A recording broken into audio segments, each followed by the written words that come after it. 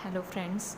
आज हम बात करेंगे कि जब हम स्पिरिचुअल अवेकनिंग में होते हैं तो लोग डिफरेंट चीज़ें अनुभव करते हैं और इस हिसाब से हम कैटेगराइज करते हैं कि हम कौन से स्टेज में हैं। ज़रूरी नहीं है कि सबके साथ इसी स्टेज के थ्रू ही स्पिरिचुअल अवेकनिंग होगी। किसी की लाइफ में ये एक्सपीरियंस पहले आ सकता है, किसी की लाइफ में एक्सपीरियंस बाद में आ सकते हैं। लेकिन जब भी कोई इंसान अपनी इस लाइफ टाइम में स्पिरिचुअल अवेकनिंग फील करता है तो बेसिकली उनको इन स्टेजेस से होके गुजरना पड़ता है, जिसमें सबसे पहली स्टेज आती है dark night of the soul.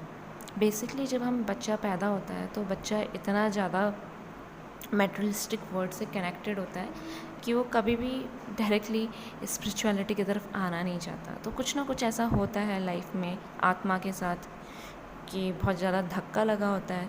वो कुछ भी हो सकता है, आपकी प्रोफेशनल लाइफ के कारण, आपके रिलेशनशिप लाइफ के कारण, जिसको हम dark night of the soul के अंडर कंसिडर करते हैं। सेकंड स्टेज आती है पर्जिंग स्टेट। जैसे धक्का लगता है हम लोग एकदम से शॉक में चले जाते हैं, हमारी आत्मा, और जिस कारण धक्का लगा होता है वो तो है ही है लाइफ के सारे इवेंट्स, जो भी बैड ड्रामास हमारी लाइफ में, तो सब क्लटर होके सरफेस में आने लग जाते हैं।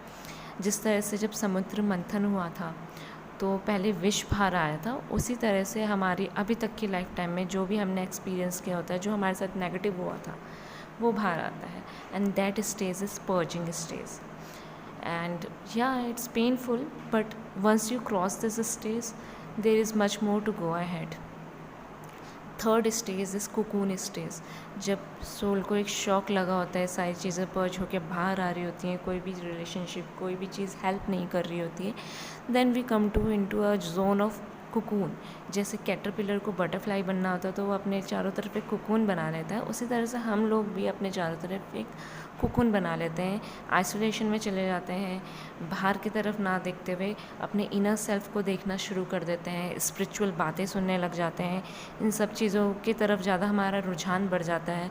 कोई भी ट्रिगर आता है तो हम ये नहीं सोचते कि इसने मेरे साथ किया, हम सोचते हैं हमारे अंदर कोई प्रॉब्लम थी जिसके कारण ये हुआ। तो that is a cocoon phase, जहाँ हम एज अ कैटरपिलर ही काम कर रहे होते हैं, अपने आप पे काम कर रहे होते हैं। Then fourth stage is grounding.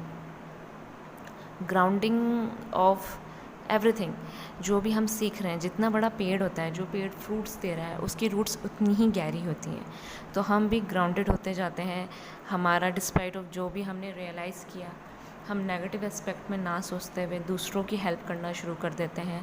अपने अंदर अपने फेमिनाइन और मैस्कुलाइन साइड्स को बैलेंस करने लग जाते हैं, मेडिटेशन करने लग जाते हैं, अपने इनर वर्क करना शुरू कर देते हैं, जिसमें शेडो वर्क आता है, मिरर वर्क आता है, अपनी इनर डार्कनेस से फाइट करना, उसको एक्सेप्ट करना, अपने ही दोनों पार्ट्स को एक्सेप्ट करना और अपने आप को बेस्ट वर्जन बनाने की मदद करना।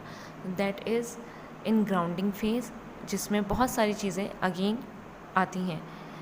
After that it's just like a becoming a huge tree, और you can say becoming a butterfly, जिसमें हम रियलाइज़ करते हैं कि हमारे लाइफ के एस्पेक्ट सिर्फ शादी करना या छोटी छोटी चीज़ों के लिए रोना ही नहीं है। हमारी लाइफ का पर्पस बड़ा है और हम अपनी लाइफ का पर्पस समझने लग जाते हैं और उस लाइफ के पर्पस पे काम करना शुरू कर देते हैं, विदाउट थिंकिंग कि हमें इसका क्या मिलेगा रिटर्न या नहीं। निस्वार्थ भाव से समाज सेवा या जो भी आपका सोल पर्पस है, हम उसमें काम करना शुरू कर देते हैं, and we become the better version of our self. तो ये स्पिरिचुअल जर्नी ऐसा नहीं है कि ये इसके बाद ख़त्म हो गई और उसके बाद कुछ नहीं होगा। स्पिरिचुअल जर्नी हर एक आयाम के बाद एक नया रास्ता और खोल देती है।